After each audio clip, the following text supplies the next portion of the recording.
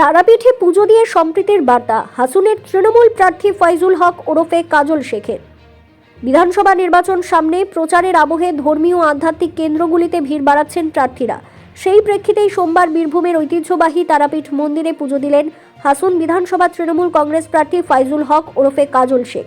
শক্তিপীঠ হিসেবে পরিচিত তারাপীঠের আধ্যাত্মিক পরিবেশে এদিন ভক্তিভরে পুজো অর্চনা করেন তিনি।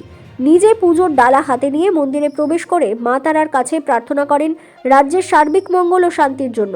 মন্দির চত্বরে ভক্তদের ভিড় ও ধর্মীয় আবহের মধ্যে সম্প্রীতির বার্তা দিতে দেখা যায় তাকে। এদিন তার সঙ্গে উপস্থিত ছিলেন হাসুন বিধানসভা তৃণমূল কংগ্রেসের ব্লক সভাপতি তথা তার দাদা সুকুমার মুখার্জি, বিধানচন্দ্র মাঝি সহ দলের একাধিক নেতা কর্মী।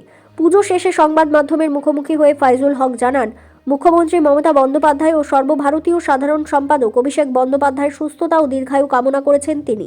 পাশাপাশি রাজ্যের মানুষের কল্যাণ ও উন্নয়নের জন্য প্রার্থনা করেছেন।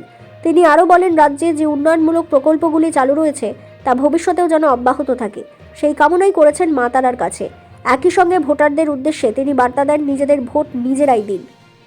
সর্বপ্রথমে এখানকার সেবায়িত বা পুরোহিত দ্বারা আমার রাজ্যের বঙ্গজননী বাংলার মা মাননীয় মুখ্যমন্ত্রী মাননীয় মমতা বন্দ্যোপাধ্যায়ের দীর্ঘায়ু কামনা করলাম, তার সুস্থতা কামনা করলাম এবং সর্বভারতীয় তৃণমূল কংগ্রেস সাধারণ সম্পাদক আমার দলের সেনাপতি যুবরাজ অভিষেক বন্দ্যোপাধ্যায়ের দীর্ঘায়ু কামনা করলাম এবং তিনি যেন সুস্থ থাকেন সেই কামনা করার জন্য এখানকার পুরোহিত দিয়ে আমরা পুজো পাঠ করালাম, মায়ের কাছে আরাধনা করালাম। সঙ্গে সঙ্গে এই বাংলার যে 294 জন প্রার্থী আছে, মামাটি মানুষের নেত্রী মমতা বন্দ্যোপাধ্যায় অভিষেক বন্দ্যোপাধ্যায় মনোনীত প্রত্যেকটি প্রার্থীর জন্য জয়যুক্ত হয়, সেই জন্য মায়ের কাছে আরাধনা করেছি।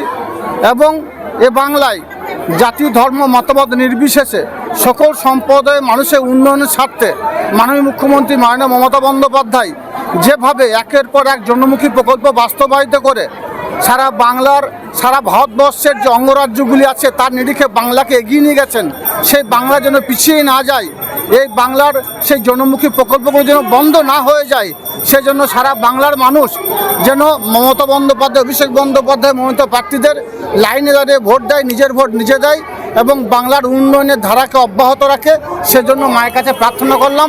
এবং বাংলার বুকে আমরা হিন্দু মুসলমান শিখ খ্রিস্টান ইসাই সমস্ত সম্প্রদায়ের মানুষ এক ছাতার তলায় আছি।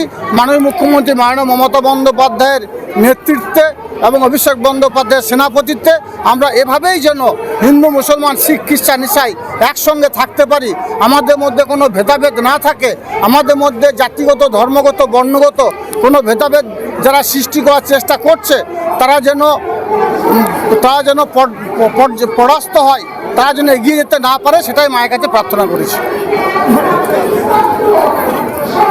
বীরভূম থেকে প্রসেনজিৎ সরকারের রিপোর্ট, বিগ নিউজ বাংলা।